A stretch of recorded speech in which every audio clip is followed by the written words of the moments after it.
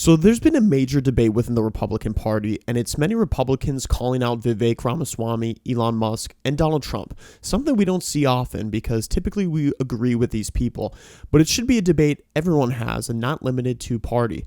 On the H-1B immigration program, a program that allows foreigners to temporarily hire foreign workers in specialty occupations that require highly specialized knowledge.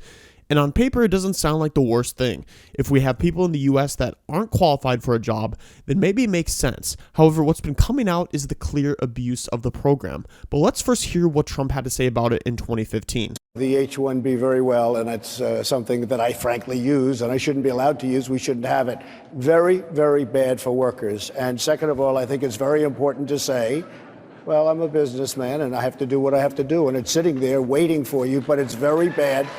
It's very bad for business in terms of, it's very bad for our workers, and it's unfair for our workers, and we should end it. Fast forward to today, Trump said he's always backed that program and thinks it's a good idea. Yes, he did perform a switcheroo, but maybe he's referring to when he used that program on his properties. But unfortunately, many of the so-called skilled jobs are not skilled at all and just a way to pay workers less and replace American jobs.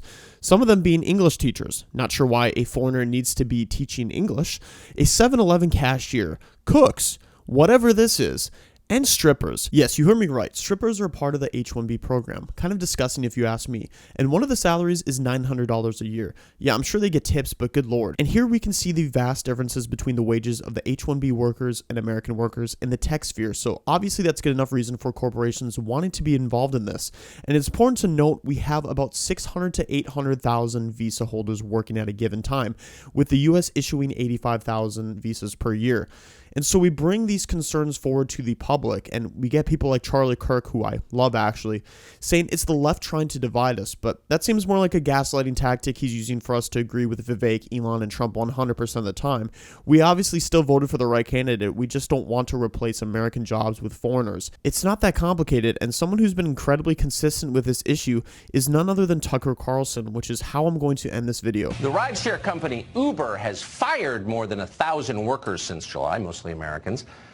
That's about 2% of its workforce. Meanwhile, during the same period, the federal government has approved hundreds of new H-1B visas for Uber. And that means they can replace those workers with foreign scabs who will work for less. It's like outsourcing, but even easier because Uber doesn't even have to build a new building. Now, there's nothing unusual about what Uber is doing. There's bipartisan consensus in Washington that we desperately need smart people from overseas to do the jobs that Americans are too badly educated to do. No reason to fix our schools or make sure higher education is serious and non-frivolous. We can just import people from countries that take education seriously. And that's what we do. That's why the U.S. government passes out foreign worker visas to allow corporations to replace people like you with people who live 6,000 miles away.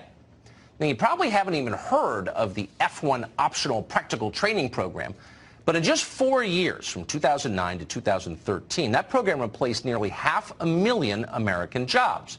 The program allows foreign students who studied American universities to stay in the country after they graduate. In other words, we're just going to staple a green card to their diploma. You probably heard that phrase recently.